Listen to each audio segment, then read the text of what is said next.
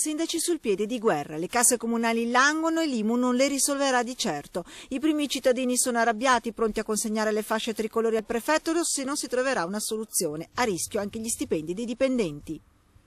Forse da Roma si sta sottovalutando un problema che è in termini economici oltre che in termini normativi. Le risorse che deriveranno o potrebbero derivare dall'IMU non riusciranno a compensare il mancato gettito dello Stato.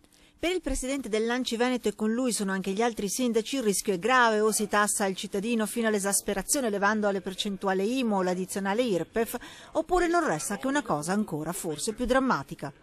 Oppure tagliano i costi. Fra i costi saranno obbligati, secondo me, anche per la questione tesoreria, a non pagare gli stipendi. Magari è un'eventualità ancora remota, ma attenzione che giugno è molto vicino. Non lo si fa certo a cuor leggero e dico la verità che qualche notte qualche pensiero ce l'ho, perché pensare di tassare i cittadini non è mai piacevole, anzi, perché penso al momento storico che stiamo vivendo, che è molto difficile. L'invito al governo Monti di fare chiarezza e distinguere le tassazioni.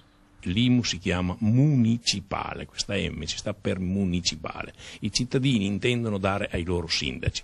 Allora, ai sindaci l'IMU, l'ISI, cioè l'imposta statale, anche se è sulla casa, deve andare allo Stato. Cambiamo le terminologie, stabiliamo le aliquote, confrontiamole con i gettiti precedenti e facciamo veramente i ragionieri.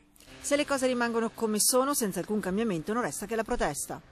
È meglio consegnare definitivamente la fascia al prefetto, ma definitivamente vuol dire accompagnata dalla lettera di dimissioni, noi tornare a fare i cittadini e il governo stabilisca a un certo punto gli 8.581 commissari che servono alla nazione italiana.